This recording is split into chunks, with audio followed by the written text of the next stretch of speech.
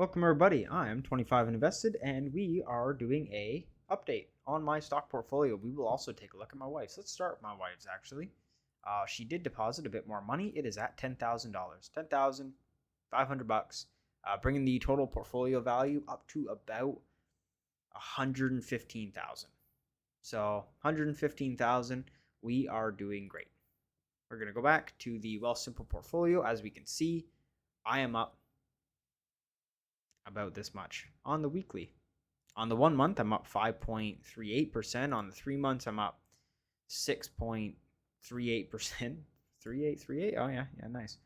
On the yearly, I'm up 22.32%, just kind of shy of the S&P 500. So I'm not exactly beating the S&P 500 yet. I don't know, maybe I am. It really depends because the amount of money that I put into the portfolio has actually thrown off what the total percentage gain was this year. So we'll see how that works out when it all sort of pans out a little nicer. And then all time from the start of my portfolio, which was in my first $500, April 27, 2021. Since then, I am up 28.22%. or $21,000. So I have added to this portfolio $75,000. Going down, we could see we're actually going to flip all-time return, make sure that all stocks are in. And my all-time return, worst holdings are NEWT and Algonquin are almost tied for dead last. So Algonquin, damn, NEWT, double damn.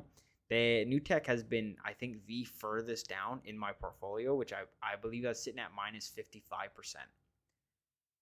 Pretty bad. Sorry, I got kicked in the mouth last week as well. So I train a lot of martial arts and I get hurt sometimes. Nexus REITs down 25%. Smart Center REITs also down 21%. My REITs have been doing bad. Alibaba is down 17%, which is pretty crazy. It's been on a bit of a run. Pretty good.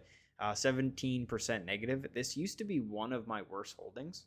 Still arguably could be one of my worst holdings, but right now it's taken a bit of a ride and I'm at minus 17. So pretty nice. Empire.Co. just sitting at minus 9%. It's been sitting there for quite a while. Intel, I'm down 5% now. I used to be down 7 or 8%. I used to be up like 30 or 40%. So Intel, proving to be maybe the most volatile stock that I've had. Just in the amount of times I've seen it go from positive to negative.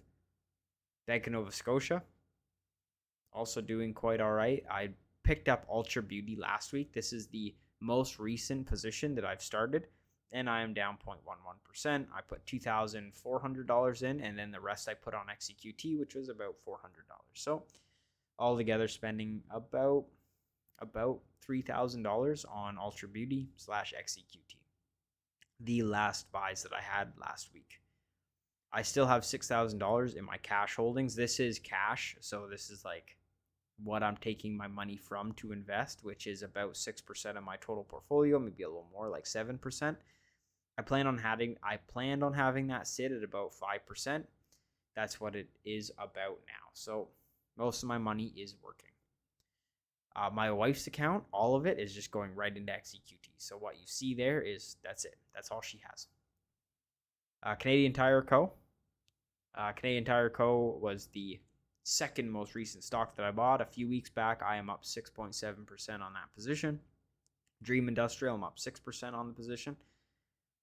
Dollar General up 11%. So we're going into the positives now. Ultra Beauty's basically the two flat stocks that I have. And I guess we can't even say Nova Scotia's too flat because I do get paid a dividend for that, which is like $30 every 3 months. So it's pretty good. It's pretty significant dividend. Home Depot, I'm up 12%. MO, I'm up 14%. MO has been pretty nice to me. VIG, which is just my appreciation ETF, is up 15%. I'd love to see if Meta's in there, but I haven't checked that. Xeqt up 17%. This is probably the only stock that I've held longer than anything else. As a matter of fact, if you guys don't follow me on Blossom, I post a lot of my opinions on Blossom. So whenever I think about anything, it usually just goes to Blossom. I don't really engage in other social media other than Blossom. So if you guys don't follow me on Blossom, make sure you guys go down and try out Blossom. If you guys haven't, it is a fantastic community. Also, I would love if you guys gave this video a thumbs up and subscribed if you guys want to see more. I do videos every week. Royal Bank Canada, I'm up 26%. This was actually a pick from a crowd pick. That's why it's only one share. I also did not expect it to be the best Canadian bank that you could have bought. I just didn't see it coming. Brookfield up 28%.